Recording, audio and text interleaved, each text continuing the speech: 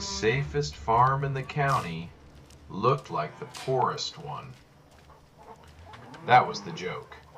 While other farmers were buying bigger combines, renting more ground, and planting every acre to corn, one man still had cattle in the pasture, hogs in an old concrete barn, eggs by the mailbox, and a hand-painted sign at the end of his lane selling sweet corn by the dozen.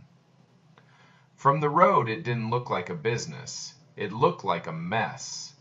A little of this, a little of that, too many chores, too many buildings, too many things that modern agriculture had already decided were no longer worth doing.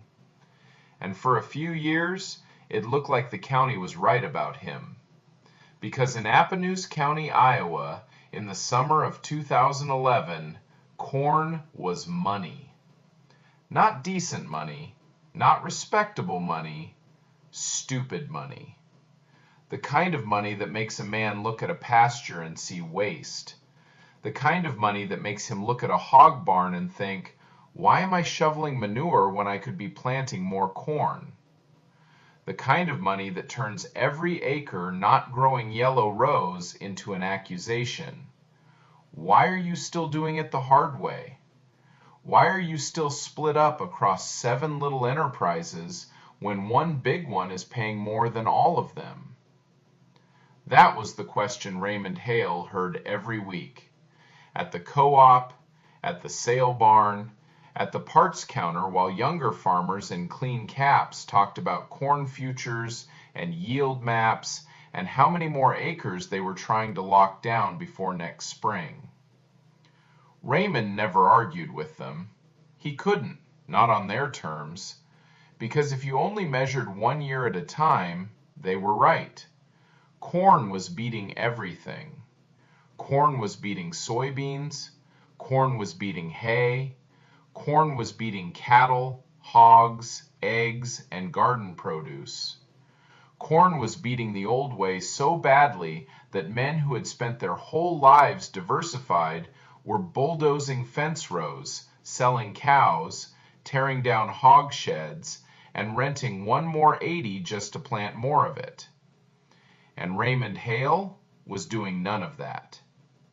He was 53 years old in 2011, farming 340 acres his grandfather had assembled a piece at a time after the First World War. Not one big block. A patchwork. Pasture on the rough ground, row crops on the flatter acres, a timber strip down near the creek, a garden by the house, laying hens in a long shed behind the machine lot, 30 Angus cows, 20 sows, 40 acres of hay. Corn and beans rotated on the rest. A farm that looked busy every month of the year and efficient almost never. His equipment looked the same way. An Oliver 1650 with faded green paint. A 273 baler that tied clean if you kept the knotters adjusted and didn't rush it. An old Massey Ferguson 750 combine that only ran long enough each fall to cut Raymond's own acres and then went back into the shed to wait another year. Nothing on the place was built for scale. Nothing on the place was built for speed. And that, more than anything, made the county assume Raymond was losing. Because in modern farming, there is only one thing people trust more than yield, and that's specialization. Do one thing.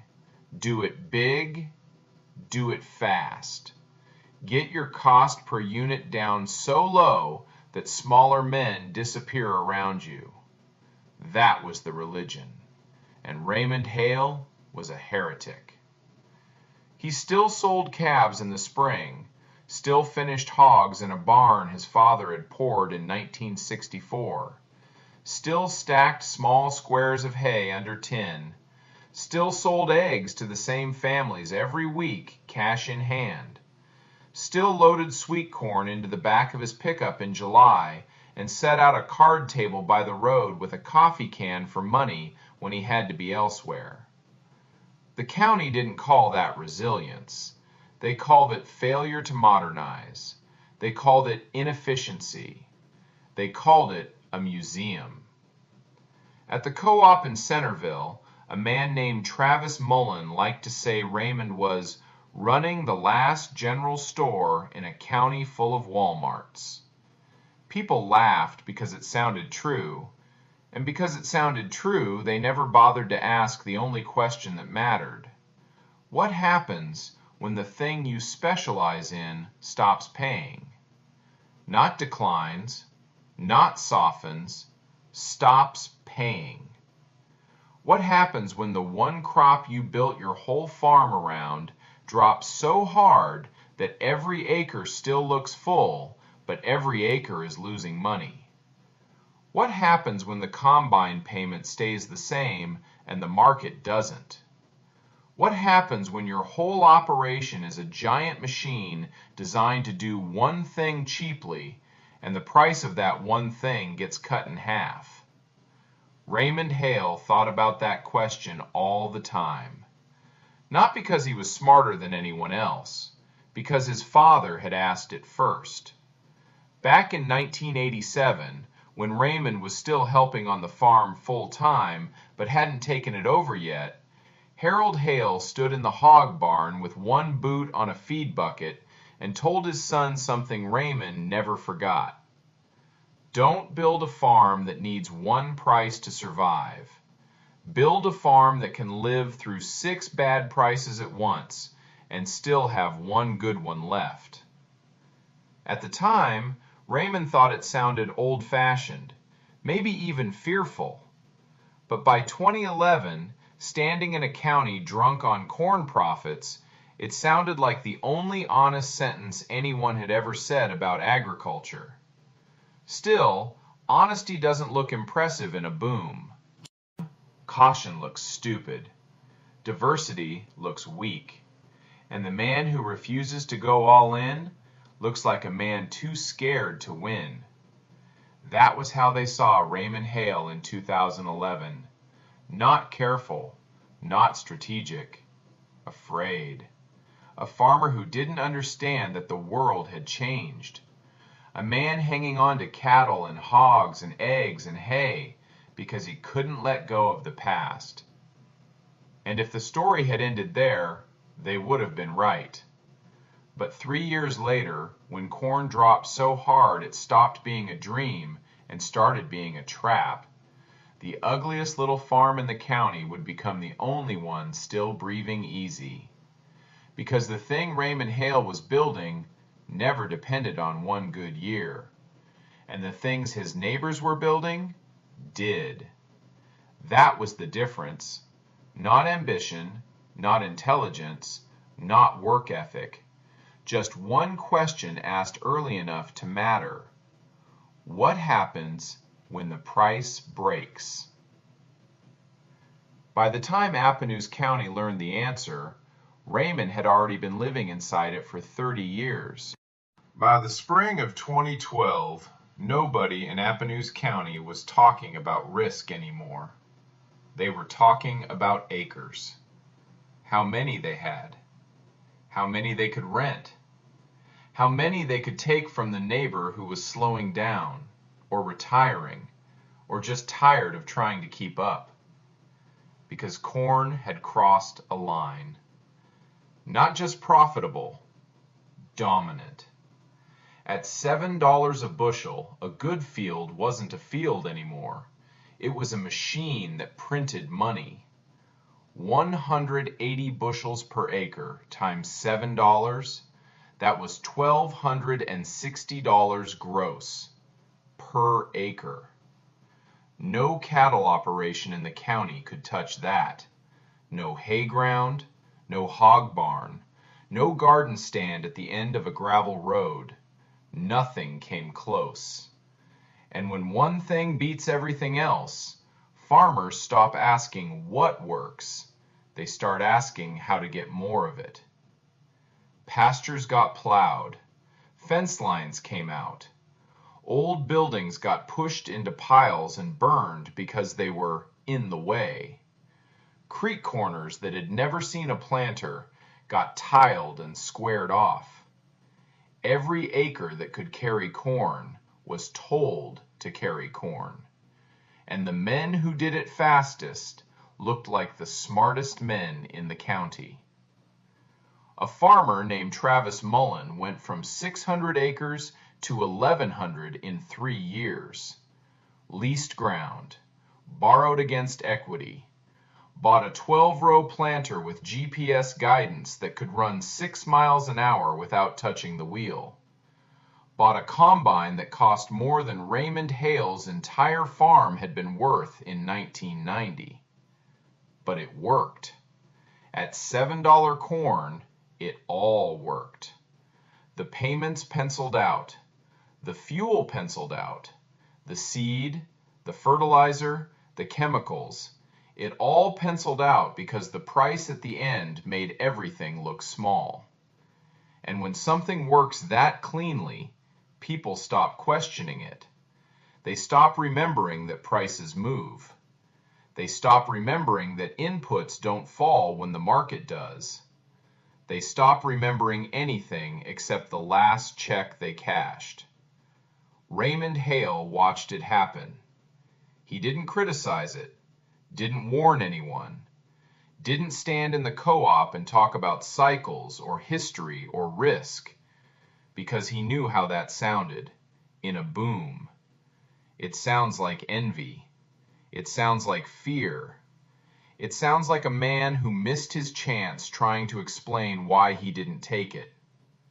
So Raymond didn't say anything. He just kept doing the same work he'd done the year before. In April, he turned cows out on pasture that hadn't been plowed.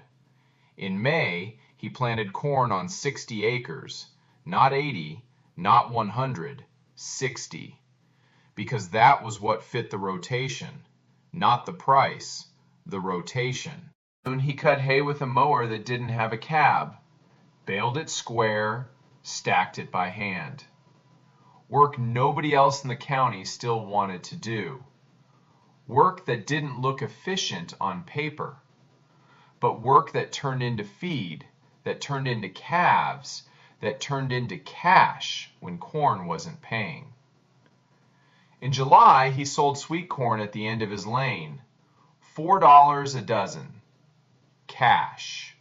No futures market, no hedge, no volatility chart, just people stopping their trucks, handing him money, and leaving with dinner. And in August, when the county was talking about yield records and bonus checks and whether $8 corn might be possible, Raymond did the same thing he always did. He walked his fields, not to estimate yield, to look at balance, pasture condition, hog weight, corn health, bean pods, things that didn't all depend on the same number, because the number everybody else was watching, the price of corn, was doing something it always does at the top. It was convincing people it would stay there. That this wasn't a spike. This was the new normal. And once a farmer believes that, everything changes. Because you don't rent land based on a spike. You rent land based on what you think the next 10 years will look like. You don't buy equipment based on a spike. You buy equipment based on what you think you'll be able to pay for every year. And in 2012, Appanoose County believed $7 corn was permanent. They didn't say it out loud, but you could see it in every decision they made. Longer leases, bigger notes, higher risk, all built on one assumption: this price is going to hold. Raymond Hale never believed that. Not because he had better data, because he had memory. He had seen corn at $2. He had seen cattle collapse. He had seen hog prices cut in half in a season. And he knew something the boom makes people forget. The higher the price goes, the more acres it pulls in. And the more acres it pulls in, the more certain it is to fall. He didn't know when, he didn't know how hard, but he knew it would happen. So he didn't build his farm for the top, he built it for the drop. And in 2012, that made him look like the only man in the county who didn't understand what was happening. Because everyone else was winning. Winning big. And when you're winning, the last thing you want to hear is that the game is temporary. 3 years later, they would all understand. But in 2012, nobody was listening. Except Raymond. The break didn't happen all at once. It never does. At first, it just felt like hesitation. Corn stopped climbing. 7 became 6. 6 held for a while, long enough for people to believe it was a correction, not a collapse. Just the market catching its breath. At the co-op, nobody sounded worried. They sounded patient. It'll come back. It always does. Too much demand out there. Ethanol, exports, feed. Too many reasons for the price to stay high. Too much confidence built on the last 2 years. But the bins kept filling. Across Iowa, Illinois, Missouri, everywhere corn could grow, it had been planted. Every extra acre, every fence line pushed back, every pasture turned. The crop wasn't just good, it was massive. And when supply outruns belief, belief doesn't hold the price. Supply does. By the fall of 2013, corn dropped under 5. Still profitable, still workable, but something had changed. The margin was thinner, the cushion smaller. The conversations at the co-op shifted just a little. Not panic, not yet, but questions started showing up. How low you think it goes? Think we lock some in? Think this is the bottom? Raymond Hale heard those questions and said nothing, because he'd heard them before. Different years, different prices, same tone. The tone of men realizing something they depended on might not hold. Then 2014 came, and the bottom didn't hold. Corn dropped again, $4, then $3.50. And at $3.50, something important happened. The math broke. Not slowly, not subtly, clean. A lot of farms in Appanoose County were producing corn at $3.20, $3.40, sometimes $3.80 a bushel. At $7, that didn't matter. At $3.50, it was everything. Because now, every acre still looked the same, but every acre was bleeding. You could drive past 1,000 acres of perfect rows and know the man farming it was losing money. That's the part nobody outside agriculture understands. A bad year doesn't look bad. The fields are still green. The yields are still there. The combines still roll. But the numbers underneath collapse. And when those numbers collapse, scale doesn't save you. It magnifies the damage. Travis Mullen's 1,100 acres didn't protect him. It multiplied the loss. $50 lost per acre became $55,000. $100 lost per acre became $110,000. and the payments didn't change. The combine payment stayed. The planter payment stayed. The land rent stayed. The seed bill stayed. Everything stayed except the price. And when one number drops and everything else stays high, there's only one direction left: down. At the bank, meetings got longer. At the co-op, conversations got quieter. At the parts counter, men who used to talk about expansion started talking about survival. How long you think this lasts? You cutting back acres? You refinancing? Nobody laughed as much anymore because the joke had changed. And in the middle of all of that, Raymond Hale's farm kept moving. Not growing, not booming, moving. The corn check got cut in half. That hurt, but it didn't break anything. Because corn wasn't the whole machine. It was one gear. That fall, Raymond sold calves into a strong market. Cheap corn meant cheap feed. Cheap feed meant cattle were profitable. The same price that was crushing crop farmers was helping livestock. His hogs held steady. Margins tighter, but still positive. Feed was cheaper. Demand didn't disappear. His eggs didn't change at all. $4 a dozen, same as last year. Same customers. Same cash. His garden actually did better. More people buying local. More people cutting grocery bills, but still paying for fresh food. 7 income streams. 1 of them broke. 6 of them didn't.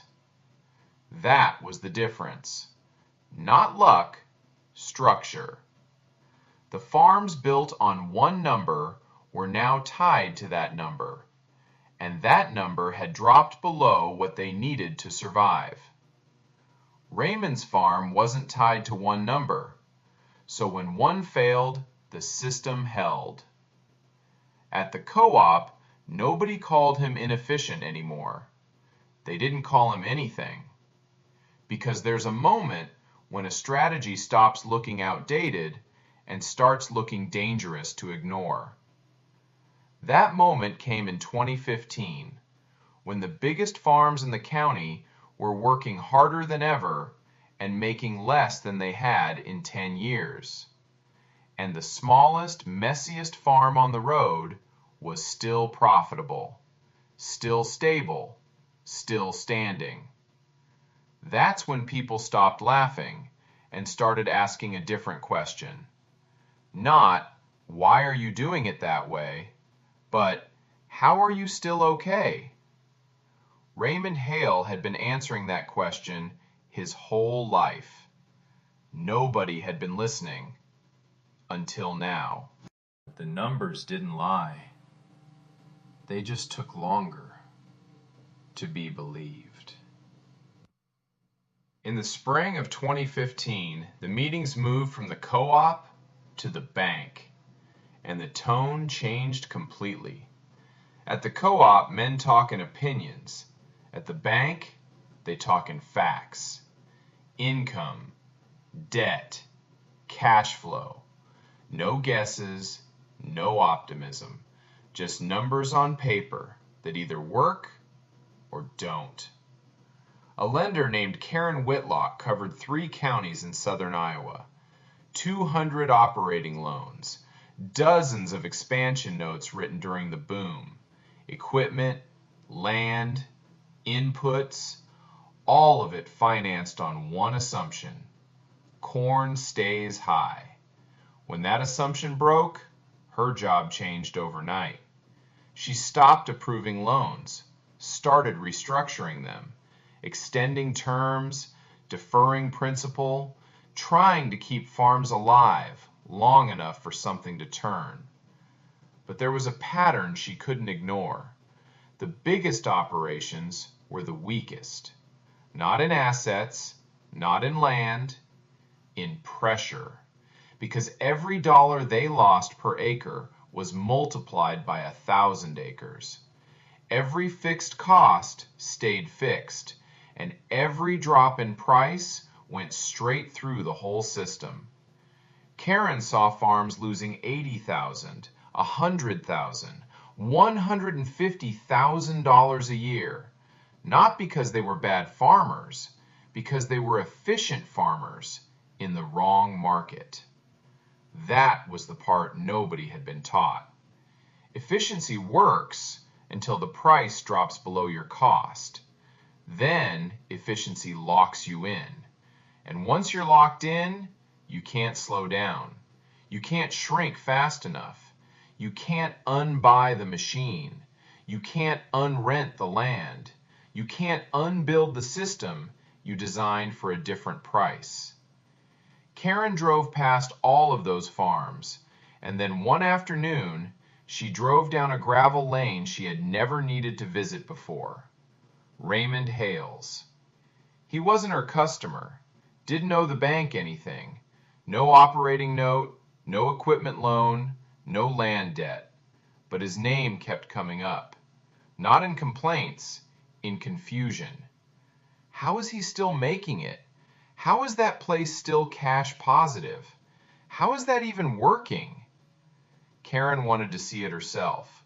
She found Raymond in the hog barn, same barn he'd been using for decades. Concrete floor, feed buckets, work that didn't scale but never stopped. She introduced herself, told him why she was there, and Raymond listened the same way he always did. Quiet, patient. Then he said something that didn't sound like strategy. It sounded like arithmetic. I lose on corn this year. $350 doesn't cover my cost. But I'm not a corn farm. Karen didn't respond right away, so Raymond kept going. My cattle make money because feed is cheap. My hogs hold because feed is cheap. My eggs don't change. My garden doesn't care what Chicago says. I've got 7 prices. One of them broke. 6 didn't. Karen had heard hundreds of explanations that year. Weather, timing, input costs, bad luck. This wasn't that. This was structure. She asked him the question she had been asking everyone else. Why didn't you expand when the price was high? Raymond leaned against the pen gate, thinking for a moment. Not because he didn't know the answer, because he was choosing how simple to make it. Because high prices don't last. That's it? That's it. Karen looked at him, trying to decide if he was oversimplifying or telling the truth in the shortest possible sentence. He went on. When corn was 7, everybody built for 7. They bought for 7. They rented for 7. They planned like 7 was permanent. I didn't. I planned for 3. The barn was quiet for a moment. You could hear the pigs moving, metal clinking, breathing, life going on at a scale small enough to manage. Karen nodded slowly, because she had seen both systems now. The big one built for the ceiling, and this one built for the floor. The ceiling makes you rich when it hits. The floor keeps you alive when it drops. And in 2015, survival was the harder thing to achieve. Karen drove away from Raymond's farm with something she hadn't had in months. Clarity. Not hope, not optimism, clarity. Because the difference between the farms that were failing and the farm that wasn't skill, wasn't effort, wasn't even scale. It was design. One was built to win a good year. The other was built to survive a bad one. And when the bad year came, only one of those designs still worked. By 2016, nobody in Appanoose County needed convincing anymore. They had already learned, not from a seminar, not from a university study, from their own books, from their own losses, from the quiet realization that the system they trusted had failed them. Not because it was wrong, because it only worked under one condition, and that condition didn't last. The conversations at the co-op changed again. Not loud, not confident, measured, careful. Men who had spent 5 years chasing acres were now talking about cutting them, talking about bringing cattle back, talking about soybeans again like they had never left. 2 farmers bought feeder calves that fall. One cleaned out an old hog building he hadn't used in 10 years. Another planted hay on ground that had been corn since 2008. They didn't call it diversification, they called it backing off. But what they were really doing was rebuilding a system they had torn apart. Slowly, carefully. Because once you specialize, it's easy to go all in. It's much harder to step back out. Raymond Hale didn't change anything. He didn't need to. His farm in 2016 looked the same as it had in 2011. Same cattle, same hogs, same fields, same equipment, same mix.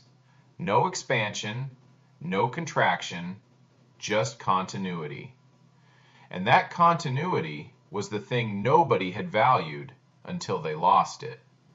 Because when the boom was happening, stability looked like stagnation. And when the bust came, stability looked like survival. That's the shift. That's the whole story. Not a new idea, not a secret strategy. Something older than any of the machines, older than any of the markets. Don't depend on one thing, because one thing can fail. Raymond's father had said it in a hog barn 30 years earlier. Raymond had lived it without explaining it. And now the county understood it the hard way. Through loss, through pressure, through watching the biggest operations struggle while the smallest one stayed steady. A farm doesn't fail because it's small. A farm fails when it depends on something that disappears. That's what the boom hides, and that's what the bust reveals. In 2018, a young farmer stopped by Raymond's place, mid-30s, had expanded hard in 2012, scaled back in 2016, still carrying debt, still trying to figure out what the next 20 years would look like. He stood in the yard, looking around, cattle in the pasture, hogs in the barn, garden rows by the house. Nothing flashy, nothing optimized, nothing that looked like the future he had been sold. And he asked the question everyone eventually asks: why does this work? Raymond didn't give him a long answer. He never did. Because nothing here has to be perfect for everything here to survive. That was it. Not scale, not efficiency, not maximizing yield, survival. Built into the system before the bad years ever arrive. Raymond Hale is 68 now, still farming the same acres, still running the same mix, still using machines that don't require a perfect market to justify their existence. His daughter helps run the place. Same structure, same philosophy, same quiet refusal to bet everything on one outcome.